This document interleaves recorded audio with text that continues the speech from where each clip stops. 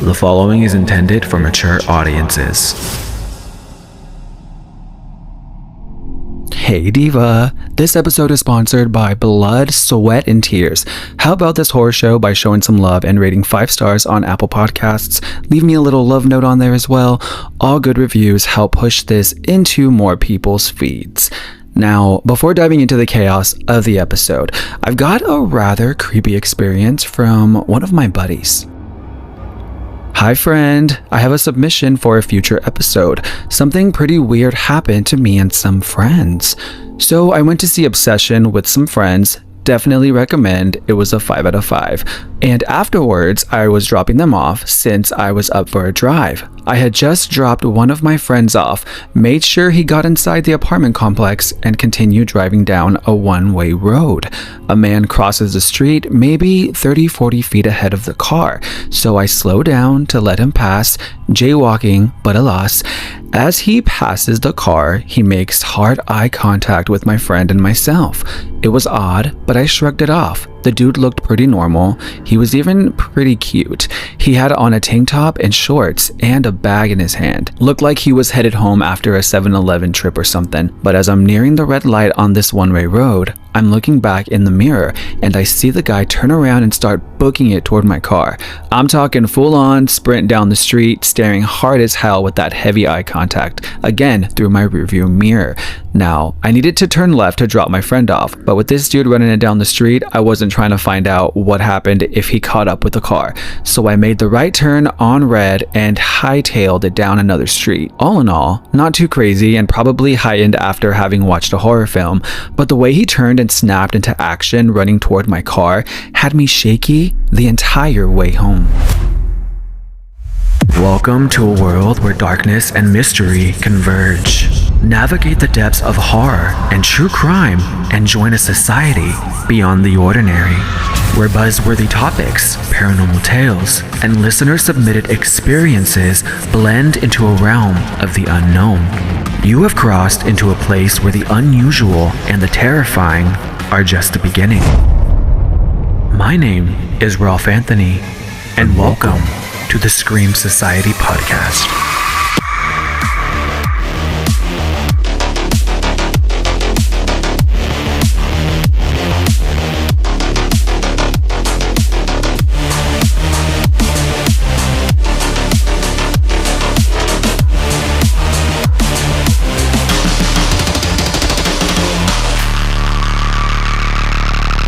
Hello, Screamers. Welcome into another edition of the Scream Society podcast, what I love to call a variety show from hell. In the dawn of another Pride Month, I hope you all are thriving and slaying per usual, and anyone who's uncomfortable during this time, well, I hope you have the gayest month ever. Feels good to be in my chair and on the mic once again. I've actually been on the mic quite a bit for other projects, which, announcement time, and totally non-horror related, but I had the opportunity to collaborate on a project with my buddy and independent artist, Buddha Akil, which he then connected me with another independent artist, APLO, and I'm putting an emphasis on independent artists because I want you guys to see what independent creatives are capable of. Hello. But like I said, I was approached to be on their collaborative album, Studio 85, on some interludes between the tracks, which are fire. But Studio 85 is this pop and disco inspired album, and I think the project really captures this summer vibe mixed with smooth coastal rides and lively nightlife. And we went all in on this album skits too, because on the album I play DJ Danny Hayes on this fictional radio station that pretty much bridges the album together, and it's just fucking cool. So please check that out. Give these guys a follow, because right now more than ever, it's so important we support real non-AI artists because we want to keep this shit human. So yeah, Studio 85 is available wherever you get your music, and I'll link everything in the episode description. And shout out to Buddha Akil and APLO for allowing me to be a part of the project. Moving on here, I've got quite a lot to talk about, including the latest horror movie sensation taking social media by storm. Plus, I'll be dissecting a terrifying but true case with eerily similar parallels to said horror movie. So let's get into sinister subjects.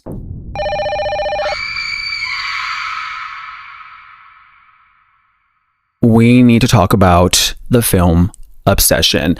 Obviously, it is completely taking over the world right now. The horror community is going crazy. People who aren't even into horror are showing interest, and some people, including yours truly, are already calling it the best horror film of the year so far. So take this as a minor spoiler warning. Now, the film was directed by Curry Barker, who drew inspiration from a 1991 Simpsons Treehouse of Horror episode, which is quite fascinating to me. Also, Curry Barker comes from a background of making comedy sketches on YouTube and somehow turned a tiny indie budget, like around $750,000, into one of the biggest horror sensations of the year. And that is basically nothing by Hollywood standards. And we've seen it happen so many times before. Usually movies like this get a little buzz opening weekend and then disappear immediately. But this thing did the complete opposite. People walked out of theaters so disturbed, or exhausted in a good way, that they instantly started posting about it online, and it created this insane word of mouth spiral. And because of that, the box office actually went up almost 40% in its second weekend, which basically never happens anymore. And now it has made over $85 million worldwide. No giant franchise, no crazy masks, no Halloween costumes based around it, no massive studio push, just the internet collectively losing its mind over how uncomfortable and brilliant this film is. And I think what makes it really stick with people so hard is the way it completely flips horror expectations upside down, because I actually thought I was in for another Fatal Attraction type of film, and at first it seems almost, what's the word I'm looking for? Like goofy? Like there's this awkward music store employee named Bear who has a crush on his coworker Nikki. He basically gets rejected when he tries to confess his feelings, like he can't get the words out, and then buys this supernatural little item called a one-wish willow so he can wish for her to love him more than anyone else in the world. I kind of need one of those. And the wish works, but instead of becoming some magical romance fantasy, her love immediately turns into this horrifying, suffocating obsession. Like she becomes completely emotionally dependent on him in this deeply unnatural way that feels more exhausting than romantic. Because let me tell you, once the credits started rolling, I actually said, get me the fuck out of here. I'm so drained. And I mean that in the best way possible. And if you didn't like this movie, I'm so sorry, but I absolutely loved it. Now, stating the obvious, Inda Navarrette's performance as Nikki is honestly what's making so many people call this movie unforgettable, because she's creepy as hell. Okay, she spends huge parts of the movie with this forced smile, and I know you've seen the memes, I know you've seen it in trailers, I know you've seen it on posters. But yes, she spends huge parts of the movie with this forced smile plastered all over her face, staring at Bear like he is the center of her entire existence. But there is something so deeply wrong underneath it that it becomes genuinely unsettling. And she acts the house down. I'm talking, this is up there with Toni Collette in Hereditary, Demi Moore in The Substance, and Naomi Scott in Smile 2, in my opinion. I remember there was one scene where she's having a meltdown in a dark corner of the bedroom, and this was like probably one of the first moments that I was watching there, and I started to get really uncomfortable and really creeped out, and I even started plugging my ears at some point because I was so nervous, because she's standing in this dark corner of the bedroom and her face just looks so off. And props to the special effects team here, because this was achieved by some uncanny valley type of makeup and utilizing darkness and shadows, and it was fucking awesome. And another praise I have here is that The movie strips all the fantasy of the dream girl who loves you unconditionally trope and turns it into absolute psychological horror. Because if you really think about it, and I'm sure we've all wished our crushes growing up loved us, but somebody losing all free will just to satisfy another person's ego or desire is terrifying, right? And this is where the online debate gets so interesting because everybody on Instagram, TikTok, Reddit, you name it, is split on who the real villain actually is. And some people are even fighting about it. A lot of people think Bear is obviously the villain here, and the whole movie is this brutal metaphor for male entitlement and the toxic nice guy mentality. Like, he thinks being nice to Nikki means that he deserves her affection. And by making that wish, he completely destroys her ability to consent. He ruins her entire life. Physically, mentally, emotionally, all of the above.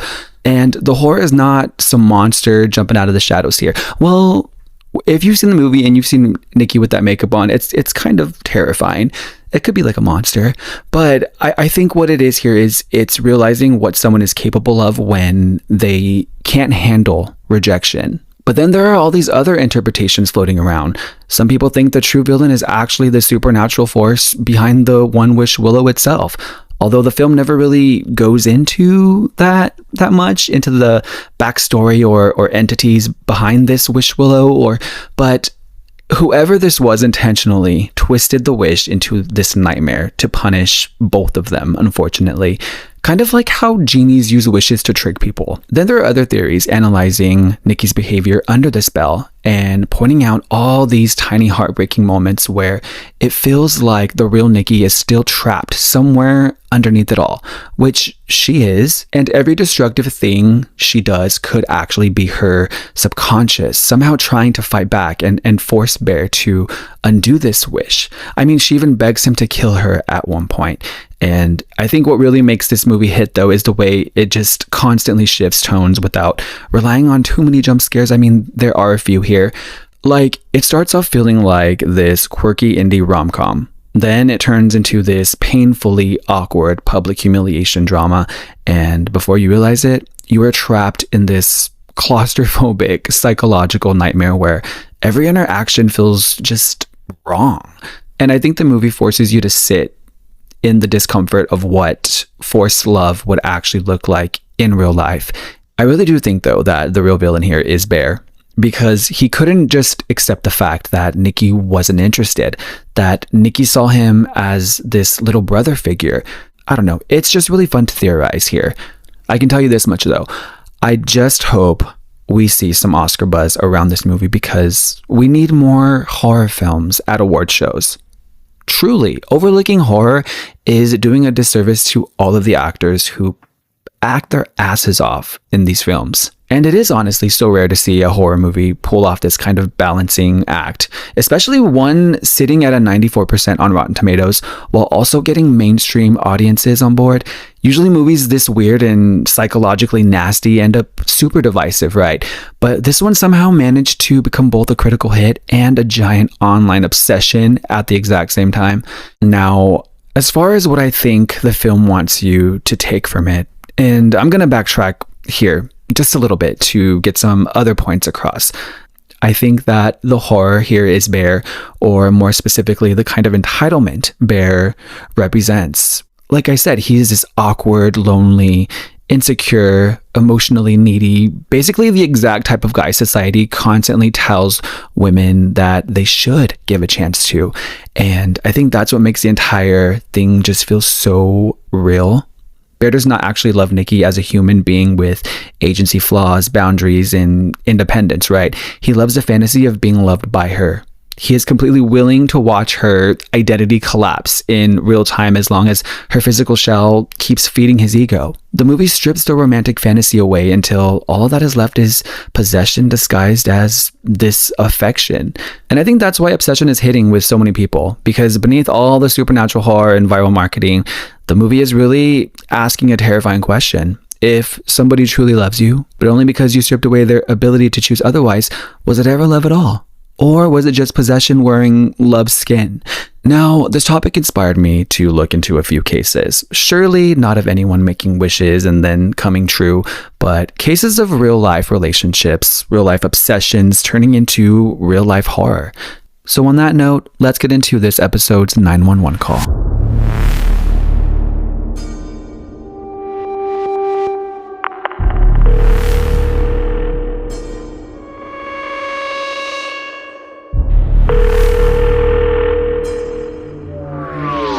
Now, this case is one of those true crime stories that completely took over the media for years. Once you get into the details, you will kind of understand why, because it's messy, disturbing, emotional, and the relationship at the center of it was toxic from pretty much every angle. So just to set the stage here, you have this guy, Travis Alexander, who was this salesman and motivational speaker from California who worked for this company called Prepaid Legal Services. His friends would describe him as charismatic, he was funny, super social, and really involved in his church. He even did stand-up comedy sometimes under the name Eddie Snell, which is kind of random here, but I also want to make him feel more human outside of just being the victim in this case. Then you bring in this woman by the name of Jodi Arias. She was from California as well and was trying to make photography happen while bouncing around different jobs before eventually working for the same company as Travis. The two met at a work conference that took place in Las Vegas in 2006, and things moved pretty quickly. Jodi actually converted to the Mormon church for him, and Travis baptized her himself. And I don't know why, but I find that just extremely weird, honestly. And I know I'm probably coming off as judgmental, but it's giving obsessed. It's almost as if Jodi was obsessed with Travis already, right? Now, they started dating officially in 2007, but their relationship was apparently super on and off and incredibly intense. Friends around them said it was chaotic and unhealthy pretty much from the beginning. Even after breakups, they kept reconnecting. Long distance, the emotional fights, jealousy, just all of it. And according to Travis's friends, they were really worried about Jodi. They claimed she was obsessive and started to stalk him, getting into his Facebook account and even allegedly slashing his tires. Then, unfortunately, in June of 2008, Travis was found murdered in his Mesa, Arizona home, and the details are quite brutal here because he was stabbed 27 times. His throat was slit so deeply that his jugular, carotid artery, and trachea were cut, and he was also shot in the back of the head with a .25 caliber handgun. Investigators believed that the attack happened while he was in the shower. The medical examiner later said that he had defensive wounds on his hands, meaning he tried to fight back. And what makes this case even creepier is just how police figured things out, because when Travis's friends couldn't reach him for days, they went to his house and found blood leading to the bathroom where his body was discovered in the shower. Right away, they call 911. Take a listen to some of these clips from the actual 911 call. 911 emergency. Hi, this is AJ with the transfers. She's calling from 11428 East Queensboro. Ma'am, is that correct? Yes. Okay, that's 11428 East Queensboro Avenue in Mesa? Yes. Okay, what's going on? What? What's going on? A friend of ours is dead in his bedroom. We hadn't heard from him for a while. We think he's dead. His roommate just went in there and said there's lots of blood. I didn't go in, but I can give you the phone to someone who went in there. Yes, please, can you? Hello. Hi, so what's going on? He's dead. He's in his bedroom. Okay. In the shower. Okay, how did this happen? Do you have any idea? No, we have no idea. Everyone's been wondering about him for a few days. She said that there was blood. So is it coming from his head? Did he cut his wrist? It's all over the place. Hold on just a moment. Okay, you're a good friend of Travis's, correct? Yes, I am. Okay. Yeah. Has he been depressed at all? Thinking about committing suicide? Anything like that? I don't think he's been thinking he committed suicide. He's been really depressed because he broke up with this girl, and he was all upset about that. But I don't think he would actually kill himself over that. Has he been threatened by anyone recently? Yes, he has. Okay. He has an ex-girlfriend that's been bothering him and following him and slashing tires and things like that. And do you know the ex-girlfriend's name? Do you remember? Yeah. What's his ex-girlfriend's name? Ask Taylor. And do you know if he's ever reported it to the police? Her name is Jodi. I don't know if he's ever reported. Hold on. Yeah. Ask Taylor if he's ever reported Jodi to the police. Like, if Travis did.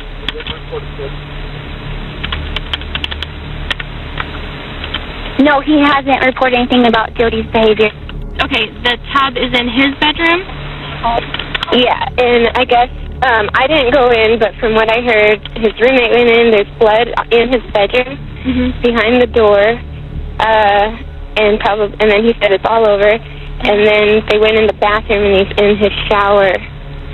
Okay, so and his bedroom is where in the house? It's upstairs, and if you go up the stairs, it's on the left. It's the first door on your left. It's the only door on your left. Okay. And it's just a big master suite bedroom up there. And she's talking to his friend right now. There's a girl that's been stalking him and things, and he's trying to.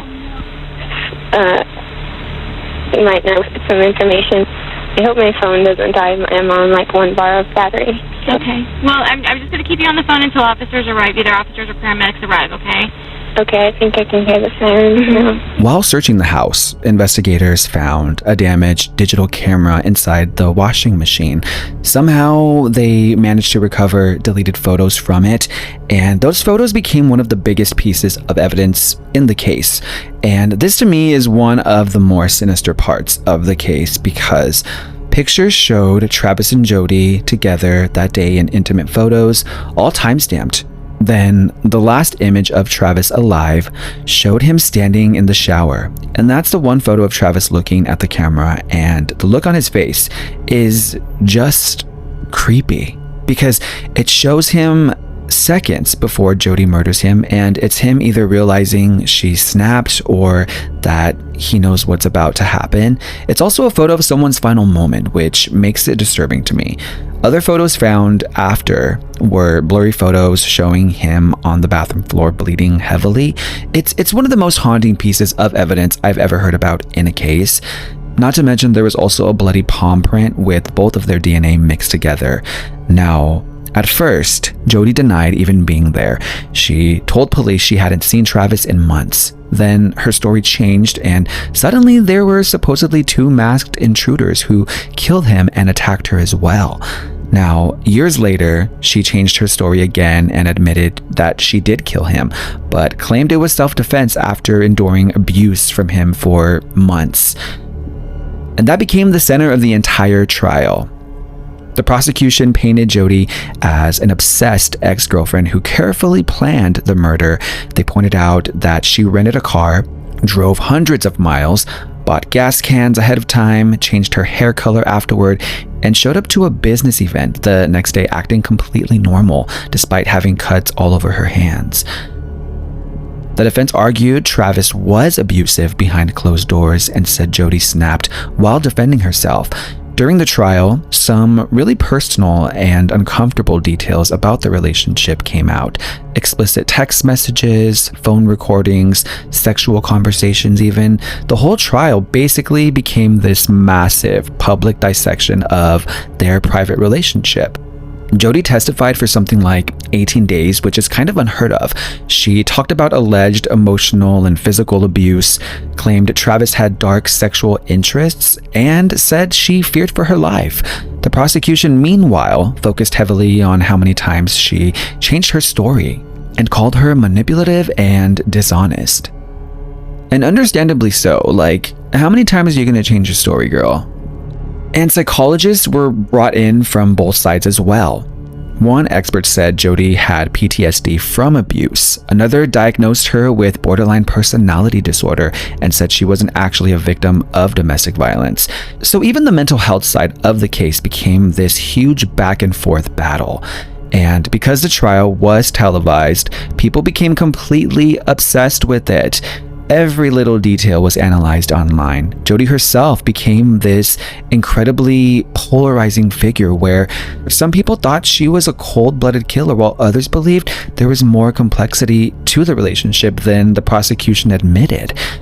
In 2013, she was convicted of first-degree murder, but then came another huge media circus, deciding whether she should get the death penalty. The jury couldn't agree the first time, and then even during the retrial years later, another jury still deadlocked over it. But eventually in 2015, the judge sentenced her to life in prison without parole. And what still makes this case fascinating to people and myself is that it never felt simple. Like you had this horrifying crime scene, the changing stories, the intense relationship dynamics, accusations of abuse, manipulation from both sides, and a trial that felt more like a psychological unraveling than a normal murder case, right? And honestly, just no matter where people land on Jodi Arias, the one thing almost everyone agrees on is that the relationship between her and Travis, it was deeply unhealthy long before it ended where it did. Let's take a break.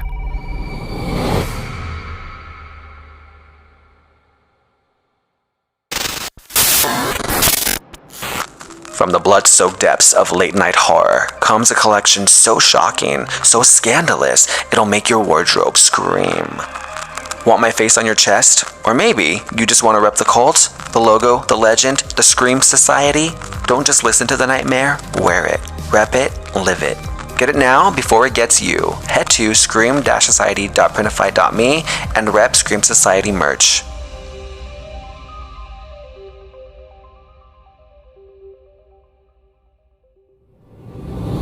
Welcome into Terrifying But True, the segment where I choose one random true crime, dark history, or paranormal case and do a deep dive on it. This episode, I'm continuing on the theme of obsessions and covering the case of the Sunnyvale ESL shooting. And this case is pretty scary because it's one of the clearest examples of obsession escalating over years while basically everyone watched it happen. And the scariest part is that the victim, Laura Black, did everything people always tell victims to do. She reported it, moved multiple times, even involved HR because the aggressor was a coworker. She even got a restraining order, and it still ended in absolute tragedy. So let's get into it. When the unthinkable becomes reality, we find ourselves questioning everything, as some stories are too terrifying but true. So Richard Farley was born in Texas in 1948 and grew up in a military family that moved around constantly before eventually settling in California. He was apparently really intelligent, kind of socially awkward, and worked as a software technician for a defense contractor called ESL Incorporated in Sunnyvale, California. So, by all accounts, before this case, he didn't have a criminal record or this history of violence people could point to.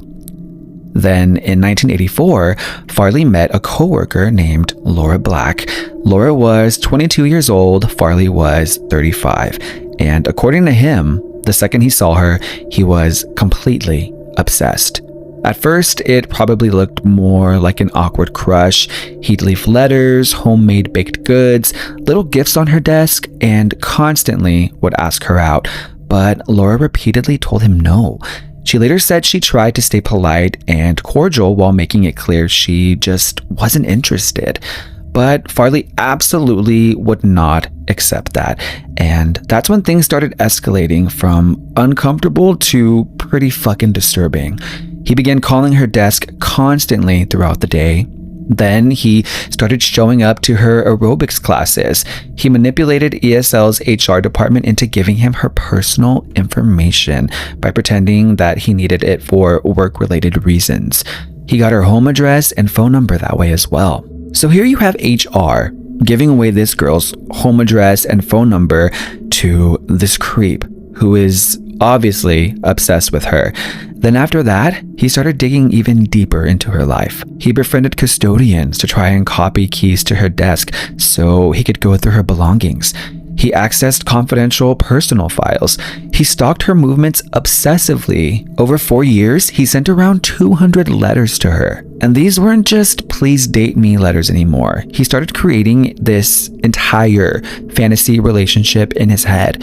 He even doctored photos to make it look like he and Laura were this happy couple together and would mail them to her. Like, imagine how horrifying that must have been. And every time Laura moved trying to get away from him, which she did 4 separate times, he somehow found her new address again. It basically became her entire life for years. Now, eventually, Laura would go to ESL's Human Resources Department for help, but they're the ones who gave him her address, so... Anyway, the company forced Farley into counseling, but it clearly didn't do anything because the stalking continued. Co-workers started feeling uneasy around him as well, especially when he began threatening employees. Cut to 1986. ESL finally fired him after 9 years there because of his behavior and his poor performance. But losing his job didn't stop the obsession. If anything, it made it worse because now he had all the time in the world to stalk Laura full time. Then things started heading toward this breaking point. On February 2nd, 1988, Laura finally got a temporary restraining order against him. A court hearing was scheduled for February 17th to determine if it would become permanent, but the restraining order didn't stop him from buying weapons. And this is where the case becomes unbelievably scary, because Farley started stockpiling guns, ammunition, knives, tactical gear, basically preparing for a war. Investigators later found thousands of rounds of ammunition and multiple firearms connected to him. Days before the attack, he even dropped off a bizarre package to Laura's attorney, trying to prove they'd secretly been in this relationship. The package included fake photos, random receipts, and completely fabricated stories claiming they dated and even used drugs together. Laura's attorney immediately recognized it as delusional nonsense, but then came February 16th, 1988, literally the day before the restraining order hearing. Farley drove a motorhome packed with weapons to ESL's headquarters in Sunnyvale. He later claimed he planned to convince Laura to drop the restraining order and, if she refused, kill himself. But instead, he armed himself like he was going into combat. He loaded himself down with multiple guns, shotguns, hundreds upon hundreds of rounds of ammunition, knives, extra magazines, over 1,000 rounds total. Later, police would find even more weapons and gear inside the building. At around 2:50 p.m., he started shooting. The first victim was a man named Lawrence Kane, who was killed outside in the parking lot. Another employee barely survived by ducking behind a car door. Farley then shot his way into the building through a glass security entrance and began moving through ESL looking for Laura. As he made his way through the building, people were just caught completely off guard. Employees were hiding under desks, running into offices, trying to barricade doors while Farley moved floor to floor with all these weapons. He killed people in hallways, stairwells, offices, basically anyone he viewed as being in his way. And by the time he reached the second floor near Laura's office, several more people had already been murdered. But then he found her office. Laura actually managed to slam the door shut in his face, but Farley fired a shotgun blast through the door. The shot hit her in the shoulder and collapsed her lung. She fell unconscious and Farley moved on, apparently thinking she was dead. But what's incredible here is that Laura actually survived. At one point during the shooting, Farley actually called emergency services himself and basically admitted to everything, saying, "I'm the one who's been wasting people." He blamed the restraining order and he even blamed Laura for what he was doing.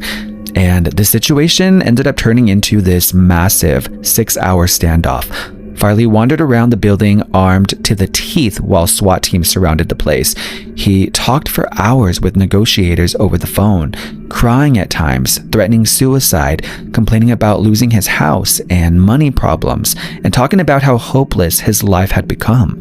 But what's disturbing is that while he expressed regret about shooting Laura specifically, he showed basically no remorse for the 7 people that he did murder. He claimed he shot them because they were threats. At one point, he even admitted to wanting to gloat about the situation for a little bit. All while this was happening, Laura had regained consciousness while hiding inside the building. Even with the collapsed lung and gunshot wound, she managed to stop the bleeding enough to survive until rescuers got people out. And finally, around 8:30 p.m., Farley surrendered after asking for a sandwich and a soft drink. And by the end of it, 7 people were dead and 4 others were wounded. Now, the following day, the judge made Laura's restraining order permanent and said something that became infamous afterward: "Pieces of paper do not stop bullets." Honestly, that line is why this case still gets talked about today, because it perfectly captured the horrifying reality that the system really didn't know how to handle stalking back then. And to be quite honest, in my opinion, I believe the system still doesn't know how to handle stalking situations today, in modern times. So at trial, Farley admitted he committed the shootings, but claimed that he never intended to kill anyone and just wanted Laura's attention or planned to kill himself in front of her.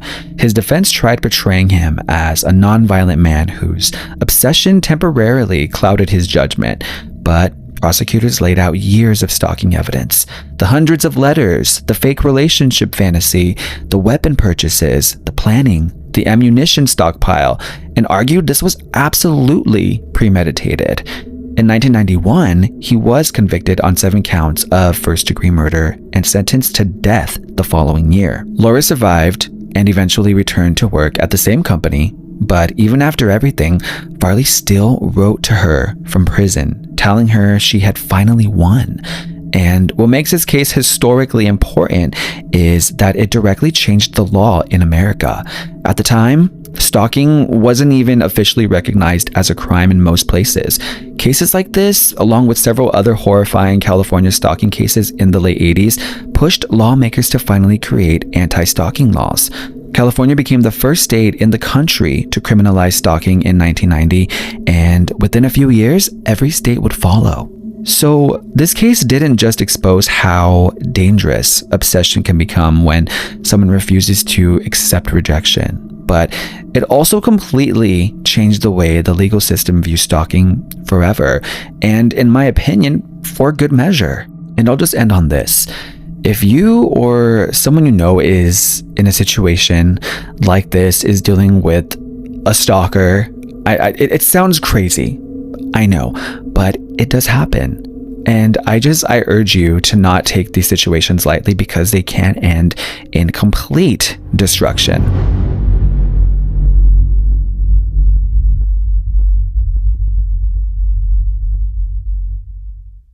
Let's get into Ralph vs. Arad, where I react to your stories, experiences, situationships, and answer your questions while doing my best to give you perspective and or a little advice. To submit, simply email screamsocietypodcast@gmail.com. My inbox is always open over on Instagram, Scream Society Podcast, or click the anonymous submissions link in all my bios. Remember, mostly everything remains anonymous. At the start of the episode, I shared a submission from a friend. Hey Jake. Now, Jake had a pretty unsettling experience after seeing the movie Obsession. They were driving some friends home late at night after the movie when they stopped at a red light on a one-way street and let a guy jaywalk across. At first, the dude seemed completely normal, casually dressed, carrying a bag, even kind of cute, according to the submission. But as he passed the car, he locked eyes with them in a way that immediately felt off. And then things got even weirder while sitting at a light, because Jake looked in the rearview mirror and saw the guy suddenly turn around and start full-on sprinting toward the car while staring them down. They were supposed to turn left, but instead panicked, took a right on red, and sped off to avoid finding out what the guy wanted. Nothing technically happened, okay, but the sudden switch in behavior, especially right after watching Obsession, left them genuinely shaken for the rest of the drive home. So I will title this one, Hell No. But honestly, like, are there any pictures of this guy? Because I kind of want to see. But in all seriousness, I really have zero critiques for you because I think you did everything right here. Actually, maybe the first and only mistake was stopping to let this guy pass, unless it was unsafe to. And random tangent here, your boy has road rage because nothing crawls under my skin more than someone running out in the middle of the street. I will literally roll down my window and scream crosswalk. Like it's so crazy. Like I've calmed down a lot as far as being unhinged and lashing out at people, but put me behind a wheel, all bets are off.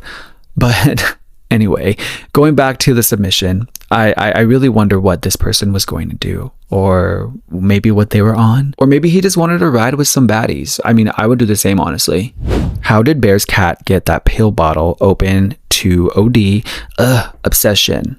Okay, this is a question I got on Instagram when I was posting memes and asking people how everyone liked Obsession, because apparently I'm obsessed with Obsession. That's why there's a whole episode about it. But in the beginning of the film, the main character, again, Bear, comes home to his cat dead after it ate all of his pills. I don't even know what kind of pills they were. And saying that out loud sounds fucking wild as fuck. So, I mean, a movie can't be perfect, right?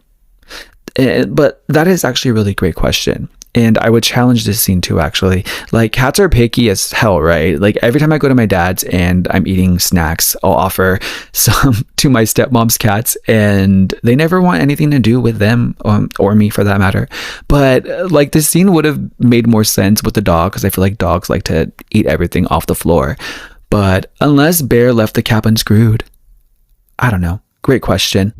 Let's move on from the obsession topic. When are you coming to Aus? I will be coming to Australia when Australia stops having the scariest animals and insects known to man. Like, I have crippling arachnophobia, I'm sorry. Coming out in California though. Hot take. The Free Britney movement did more harm than good. Well, like, there are so many different angles you can look at this. In the case where it's just about her family taking advantage and not allowing her to do really anything, yes. But do we truly know the full story? Or do we know just certain sides? Because the media, we know how the media works around here. I don't know though. And I'm assuming this is talking about Britney Spears and the years she spent in this conservatorship that she just got out of a few years ago. But where I think the family and her handlers went wrong was completely stripping away her free will at such a young age, right? Like, she wasn't allowed to make any mistakes. They wanted this perfect pop star. And when she did make mistakes, it was just blown out of proportion and people made a big deal about it. And I'm sure that's why her family and team put her in this conservatorship. And in doing that, controlling everything, she wasn't allowed to make mistakes and, more importantly, learn from them. So when the Free Britney movement freed Britney, they essentially let this person who never really had to experience messing up on a human level and learning from it, they let them out into the wild.